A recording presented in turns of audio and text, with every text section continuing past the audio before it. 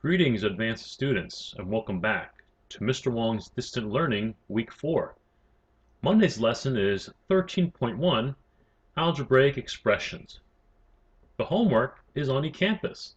It is a 2-page document, so please make sure you check both pages to make sure all the questions are answered. Homework contains review problems and questions for 13.1. Do you remember how we were looking to combine things that were the same, such as elephants, cats, and ants?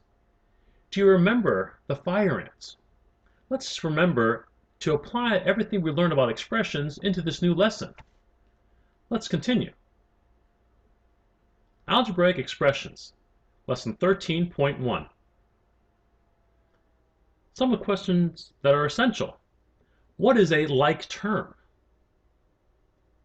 Parts of an algebraic expression are called terms. Like terms are terms that have the same variable raised to the same exponent. Constant terms are also like terms. These constants are just numbers. To identify terms and like terms in an expression, first write the expression as a sum of its terms.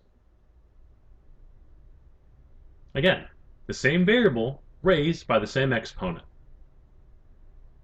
Constants are also terms. How can we use what we know about adding rational numbers in order to simplify algebraic expressions? Let's see what skills you have up your sleeves. Identifying like terms. To identify terms and like terms in an expression, first write the expression as a sum of its terms. 9x minus 2 plus 7 minus x. Rewrite as a sum of the terms. Anytime we see a minus, rewrite it as adding the opposite. Do you remember?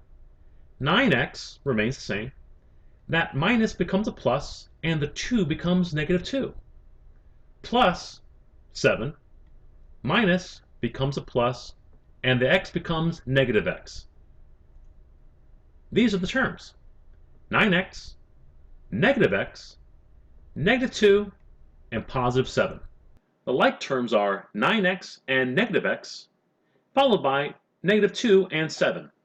Notice how these are color-coded to show you which terms are like terms.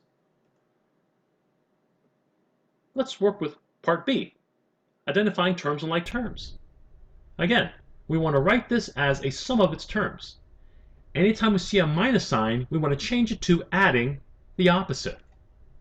So, everything will remain the same except this minus sign and the 3z to the power of 2.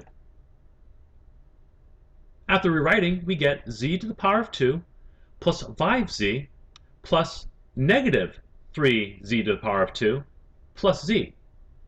The like terms in this case are z to the power of 2, 5z, negative 3z to the power of 2, and z. Again, by color coding, anything with the same variable and exponent power can be combined together, as the case is for the z. To simplify algebraic expressions, in its simplest form, it's when there's no like terms and no parentheses left. To combine like terms that have variables, use the distributive property to add or subtract the coefficients. Coefficient is the number in front of the variable.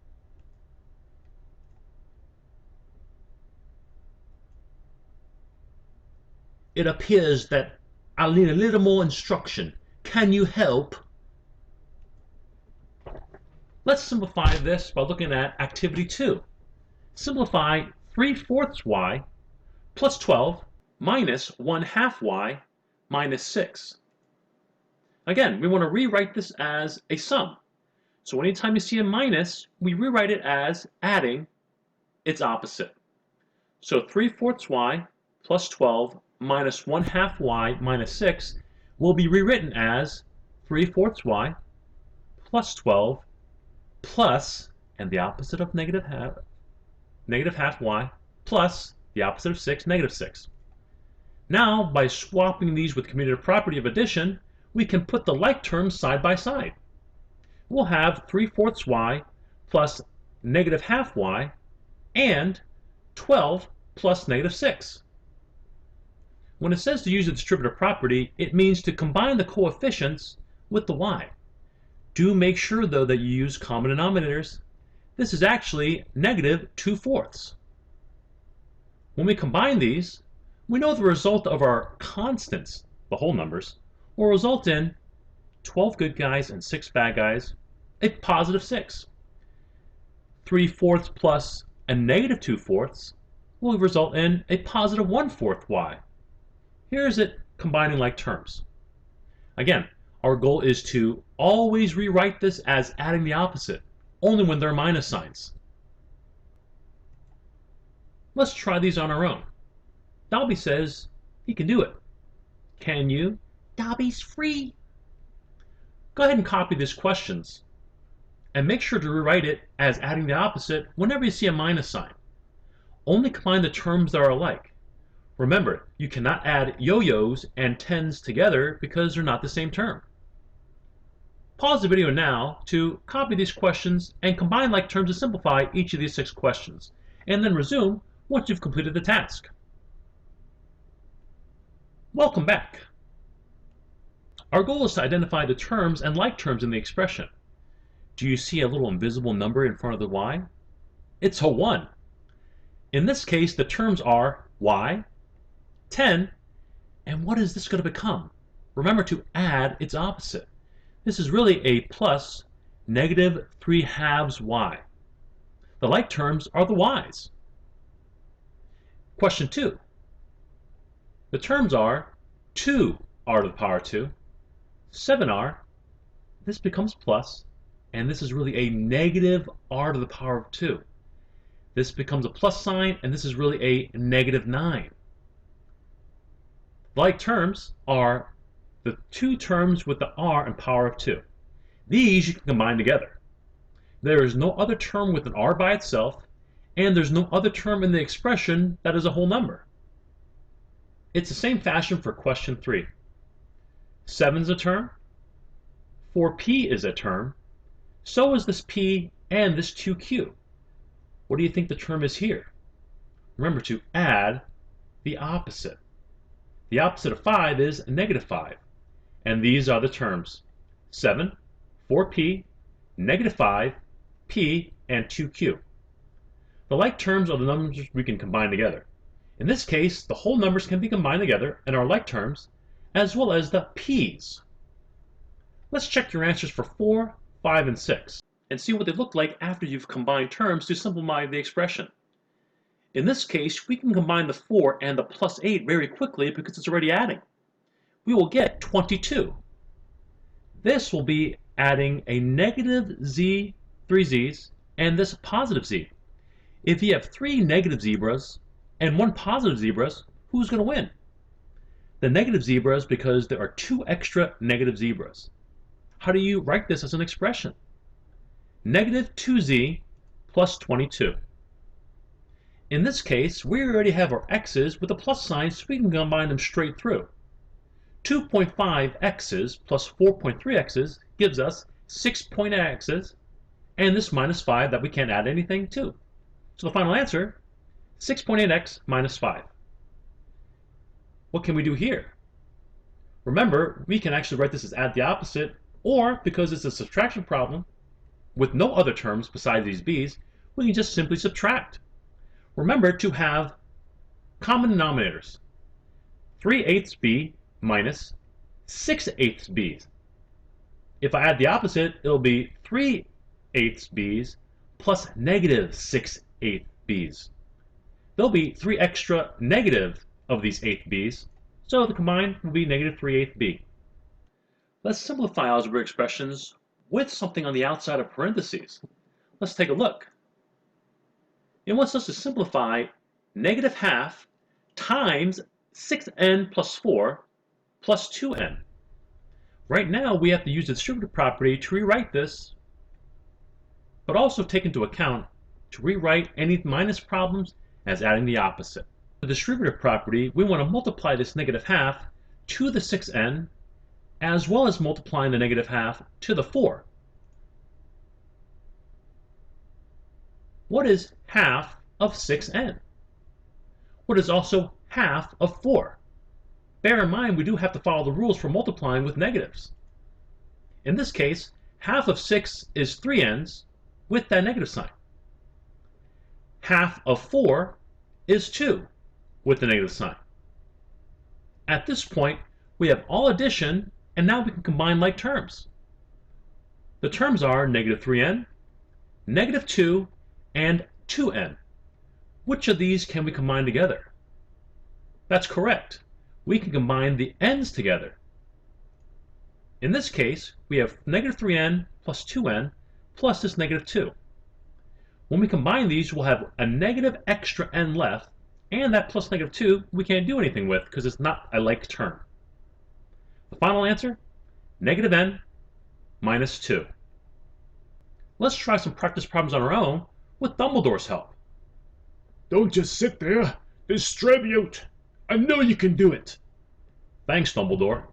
Let's simplify these expressions 7, 8, and 9. Make sure to use distributive property to multiply the number on the outside of the parentheses with everything inside. I'll do the first one for you. In this case, we have 3 of these q's plus this 1. So I have 3 q's and I have 3 of these 1's. What do we get? We have 3q plus 3 and a minus 4, which will turn into a plus negative 4. Again, we'll have 3 q's, 3 plus a negative 4, which results in 1 extra negative. Pause the video now to copy questions 8 and 9, and then distribute and combine like terms. Resume the video to check your answer once you've completed the task. Welcome back. Let's see and check our answers. Number 8 is 5g minus 8. Number 9's final answer is negative 3x plus 8. Let's explain. If I multiply this negative 2 with a g, I get negative 2g. I can only combine it with the 7g. So I have 2 negative gorillas and 7 positive gorillas. Who's going to win? Well, the good gorillas, because they have 5 extra gorillas. And 2 times the 4 is 8, with a negative makes minus 8 or negative 8. In this case, we're going to multiply this negative 4, when we write it, with all these terms. Right now we have a 7 here as a number, so let's just take a look at this fraction to see if we can combine it with this. What's 4 times 1/4, or 4 quarters? That's correct. That's 1 whole. This will be negative 1. We also have to multiply 4 times this 3/4. Well, 4 times 3 is 12. 12 over 4 is 3x. The result will be a simplified form as 7 minus 3x minus 1. Rewrite this as add the opposite. 7 plus negative 3x plus 1. So 7 plus 1 is 8, and you have a negative 3x there that you cannot add by itself. Let's apply this rule to a real-life situation. In the photo here, we see Royal Cinema's evening ticket price and refreshment prices for their food and drink items. Each person in the group buys a ticket, a medium drink, and a large popcorn.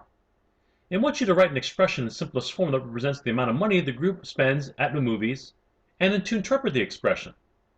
We do not know how many people will be buying tickets, medium drinks, and large popcorn, so we'll need a variable.